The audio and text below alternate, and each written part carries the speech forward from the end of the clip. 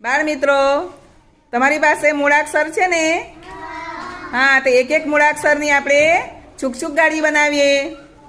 સૌથી પહેલા કોણ આવશે? અદિતિબેન.